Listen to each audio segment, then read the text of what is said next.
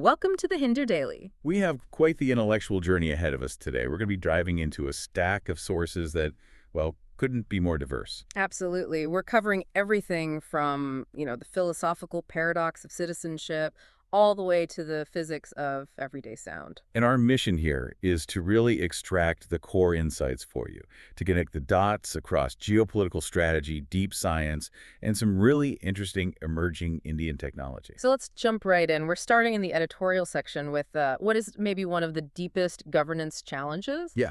The paradox of Indian citizenship. Right. The tricky thing, and we should say this right at the start, is that even your passport, Or being on the electoral roll. exactly, neither is considered definitive proof. The whole administrative state sort of operates on this premise that documents can be forged. And that creates this core conflict. It does, and that's where this legal challenge against the Election Commission of India comes in. They've started this special intensive revision, or SIR, of the electoral rolls. And activists are arguing the ECI is, overstepping. They're saying the ECI just doesn't have the constitutional authority to determine who is and isn't a citizen. That power, they argue, belongs strictly to the Ministry of Home Affairs or the specific foreigners' tribunals. But the ECI has pushed back on that, right? Pretty hard. Oh, absolutely. They argue that their mandate to figure out who is eligible to vote necessitates verifying a person's status.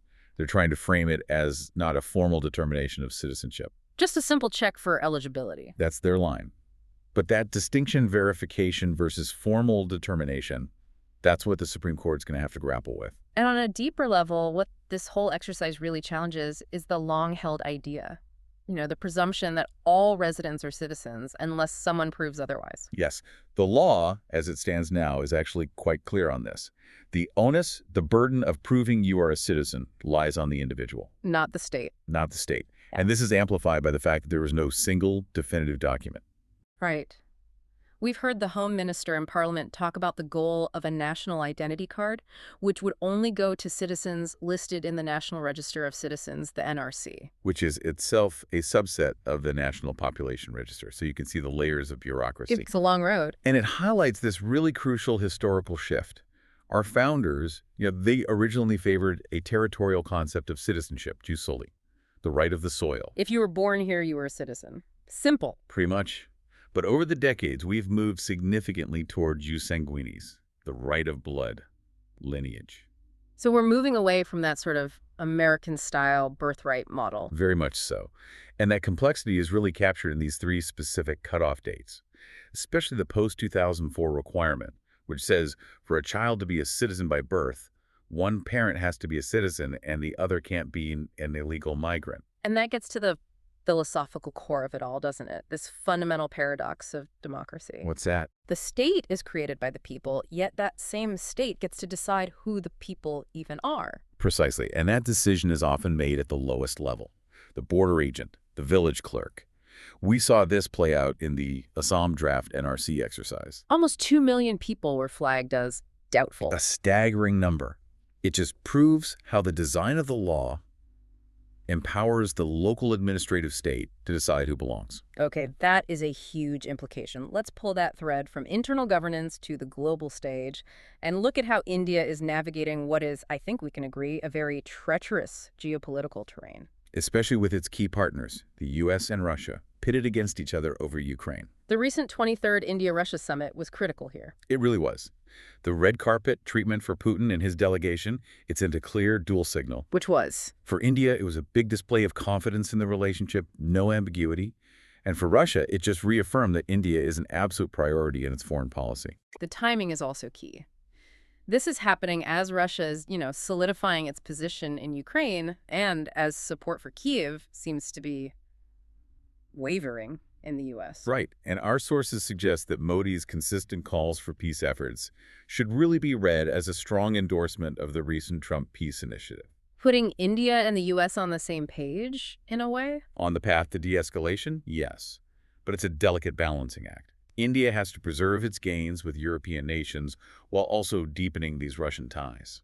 And the economic push is serious. This program, 2030 for Strategic Cooperation. It is. They're aiming for a massive $100 billion trade target, 100 billion. bolstered by agreements for bilateral settlements in national currencies. They're focusing on fertilizers, critical raw materials, railways. Energy security has to be the foundation of this, of course. It is. It's a national security imperative for India.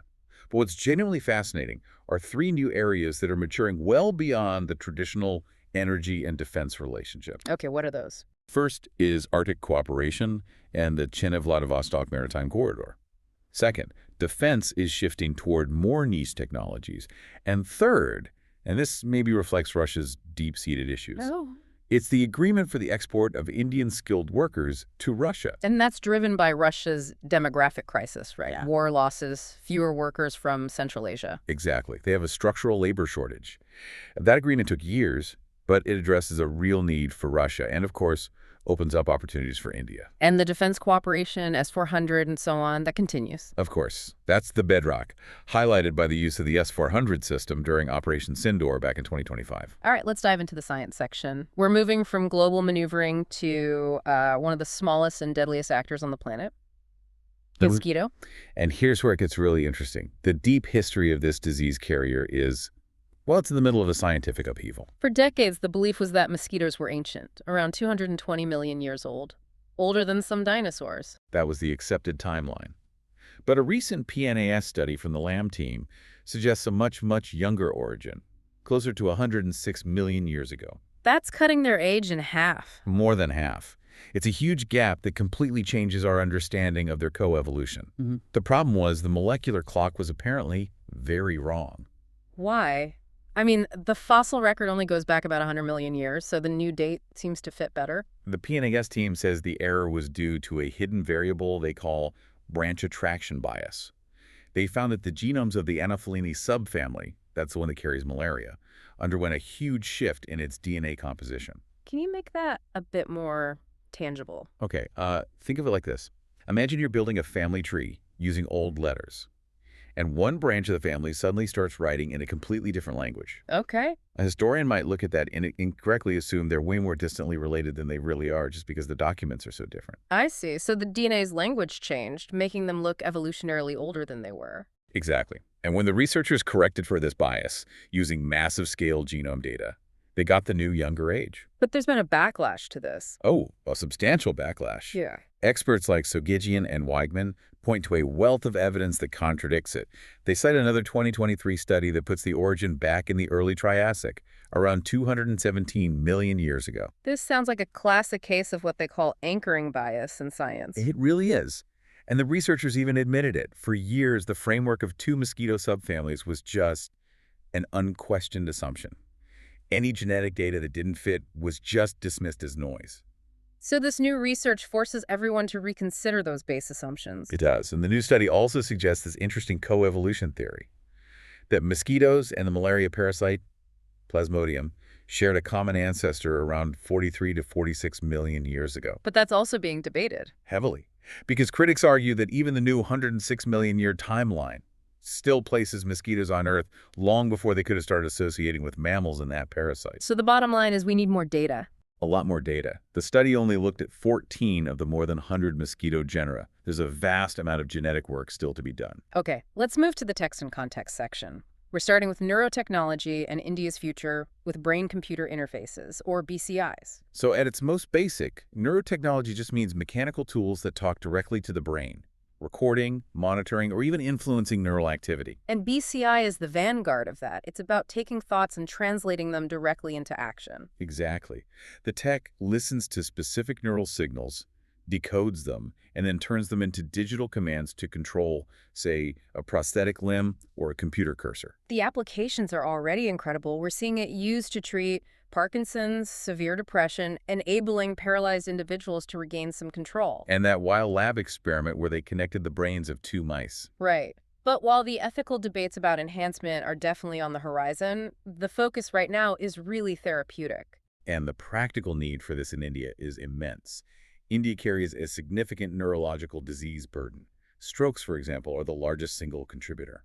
And BCIs could offer long-term restorative care, restoring mobility, helping with communication, maybe even reducing the reliance on medication. We're seeing domestic progress, too. IIT Kanpur developed a BCI-based robotic hand for stroke patients. And centers like MBRC and IceGate Bangalore are doing cutting-edge work. I was really intrigued by that application from Diagnosis, using neurotech to read a dog's brain signals to detect the scent of cancer in human breath. It's amazing. But globally, the race is on. The U.S. has the NIH Brain Initiative. Neuralink just got FDA approval for human trials.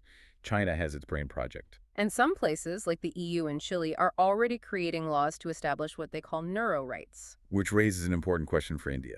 If we're building this infrastructure, what about the regulatory framework? That's the big challenge, isn't it? If you don't have good regulatory support, you can stifle both innovation and adoption. You can, and a one-size-fits-all policy just won't work here. You have everything from simple EEG caps to complex implanted electrodes.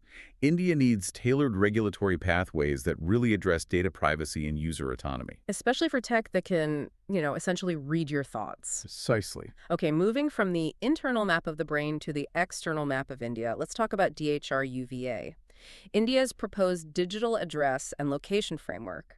This is being framed as the next big piece of digital public infrastructure, following in the footsteps of Aadhaar and UPI. DHRUVA, the digital hub for reference and unique virtual address. The idea is to standardize addresses. Right, using these personalized labels like, say, Amidst at DHRUVA, which are then linked to a geocoded digipin.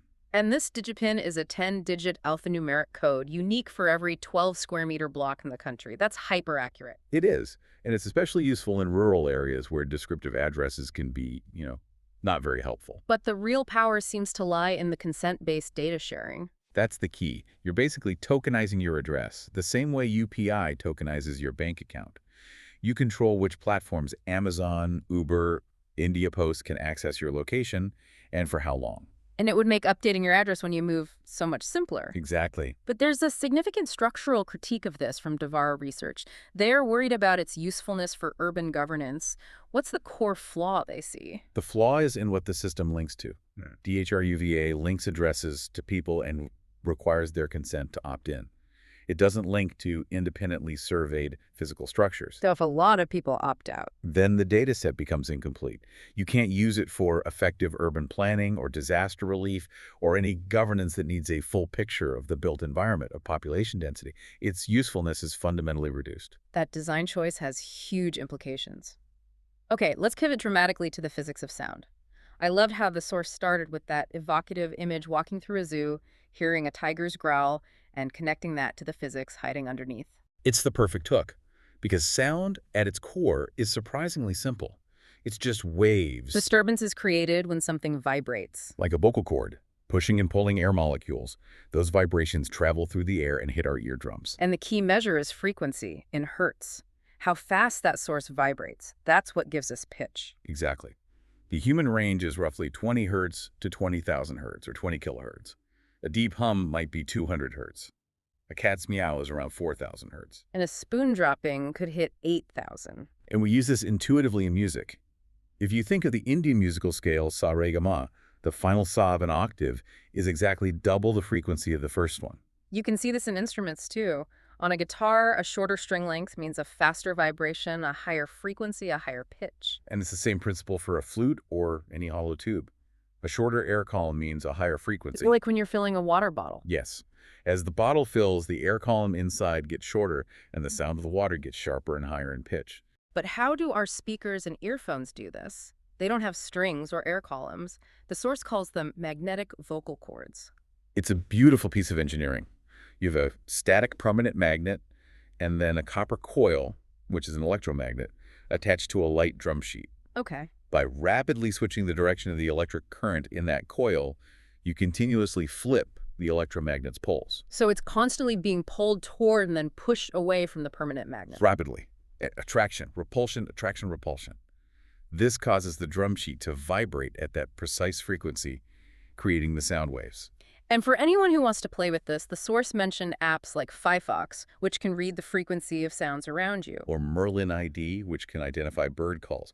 Fantastic practical tools. But the really provocative thought here is that the very basis of magnetism, the spin of an electron, is something you need quantum mechanics to really understand. There's always another layer of complexity beneath the everyday world. Finally, let's turn to the business section. The new defense tech gold rush happening in the U.S. We are seeing absolutely explosive growth among defense health startups, and it's all fueled by lessons from conflicts like the war in Ukraine.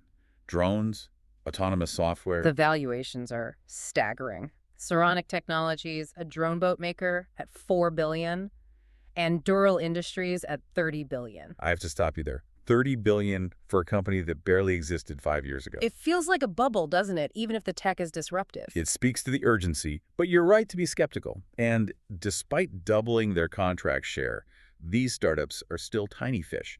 They went from 0.6% to 1.3% of Pentagon contracts. And the established primes, Lockheed, Boeing, RTX, they still have 92% of the market. Which highlights the core challenge, moving from those small $10 to $30 million prototype contracts to actually scaling up mass manufacturing. It's a different world. A completely different world. As the CEO of RTX, Christopher Kelly, put it, it's one thing to innovate.